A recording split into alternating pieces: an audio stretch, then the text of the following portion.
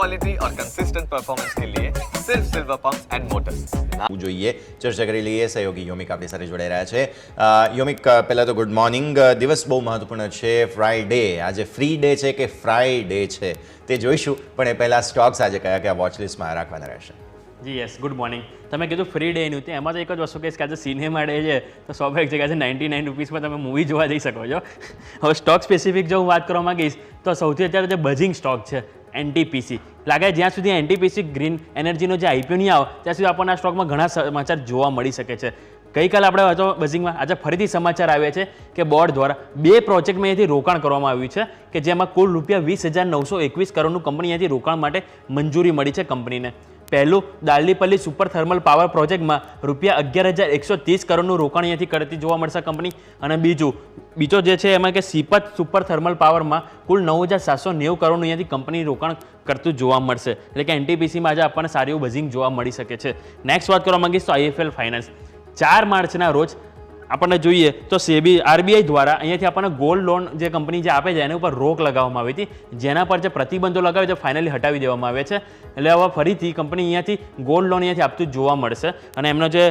કારોબારનું જે બિઝનેસ છે એમાં ફરીથી આવક ઊભી થશે અને આવકની સ્પેસિફિક વાત કરું તો 4 માર્ચથી અત્યાર સુધી કંપનીનું એયુએમ જે 26,000 કરોડ હતું ત્યાંથી ઘટીને આપણને 12,000 કરોડ ઉપર આવી ગયું હતું એટલે અડધાથી પણ આપણને અહીંથી વધારે ઘટાડો આપણને જોવા મળ્યો કંપનીનો એયુએમમાં નેક્સ્ટ વાત કરવા માંગીશ તો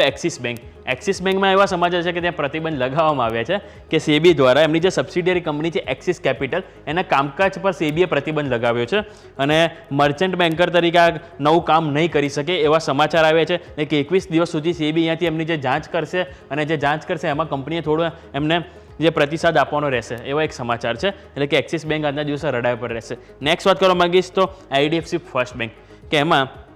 આરબીઆઈ દ્વારા એમના જે એમડી અને સીઈઓ હતા વી વૈદ્યનાથને એમને ફરીથી નિમણૂક કરવા માટે અહીંયા આવી છે એટલે કે 19 ડિસેમ્બર 2024થી 3 વર્ષ માટે ફરીથી અહીંયાથી તેઓ કાર્યકાળ સંભાળતા જોવા મળશે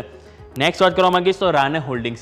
હોલ્ડિંગ્સમાં સમાચાર છે એમની જે સબસિડિયરી કંપની છે રાને એનએસકે સ્ટીયરિંગ સિસ્ટમ કે તેમાં તેઓ બાકીનો 51% હિસ્સો તેઓ અહીંયાથી ખરીદ્યો છે એટલે કે હવેથી અહીંયાથી કંપનીનું નામ હવે રાને સ્ટીયરિંગ સિસ્ટમ અહીંયાથી થઈ જશે આ એક સમાચાર છે નેક્સ્ટ વાત કરવા માંગીશ તો પાવર ગ્રીડ તો કંપનીની જે ઇન્ટરસ્ટેન્ટ ટ્રાન્સમિશન સિસ્ટમને એક L1 અહીંયાથી બિડર તરીકે નામ તેમનું અહીંયા સામે આવ્યું છે એટલે કે ગુજરાતના જે ખાવડા ઝોનથી ટેરિફ બેસ્ટ માટે અહીંયાથી તેઓ ઓર્ડર અહીંયાથી કંપનીને મળ્યો છે જે એક સારી એવી વાત છે નેક્સ્ટ વાત કરવા માંગીશ તો EMS લિમિટેડ તમારા ધ્યાન પર હોવું જોઈએ કે સમાચાર એવા છે કે કોલકાતા મ્યુનિસિપલ કોર્પોરેશન દ્વારા અત્યાર સુધીનો સૌથી હાઈએસ્ટ ઓર્ડર કંપનીને મળ્યો છે જે રૂપિયા 681 કરોડનો ઓર્ડર છે અને સાથે બીજા સમાચાર છે કે કંપની QIP દ્વારા કુલ રૂપિયા 400 કરોડ ફંડ એકત્રિત કરવા માટે પણ કંપનીને અહીંયાથી મંજૂરી મળી છે એટલે EMS લિમિટેડમાં પણ આપણને એક એક્શન જોવા મળી શકે નેક્સ્ટ વાત કરવા માંગીશ તો ફિનિક્સ મિલ્સ કે એમની જે સબસિડિયરી છે કેસ્પર રિયલ્ટીને પંજાબના મોહાલીમાં 2 પ્લોટ અહીંયાથી મળ્યા છે અને આ બંને પ્લોટ મળીને કુલ 13.14 એકર અહીંયાથી એક જમીન છે અને આ જે બંને પ્લોટ છે એ શહેરના જે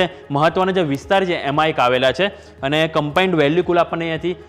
891 કરોડ એમની કમ્બાઇન્ડ વેલ્યુ જોવા મળી રહી છે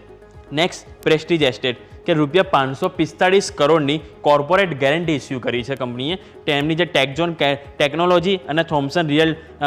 રિયલ્ટર્સની ક્રેડિટ ફેસિલિટી માટે અહીંયાથી કંપનીએ ગેરંટી આપી છે રૂપિયા 545 કરોડની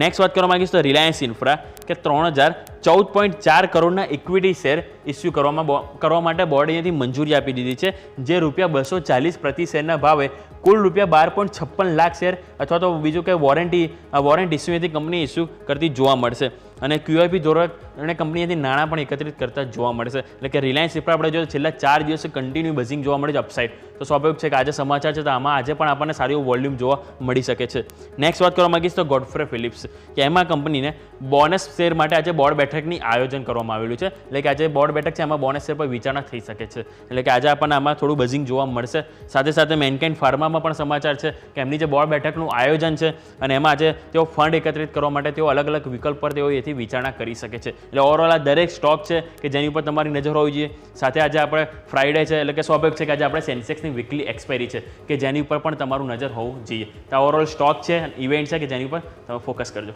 OTS ઓકે તો સ્ટોક સ્પેસિફિક આ બધાને ધ્યાન પર રાખવાના છે ખૂબ ખૂબ આભાર યોમિક આપનો અમારી સાથે જોડાવા માટે અને આ સમગ્ર અપડેટ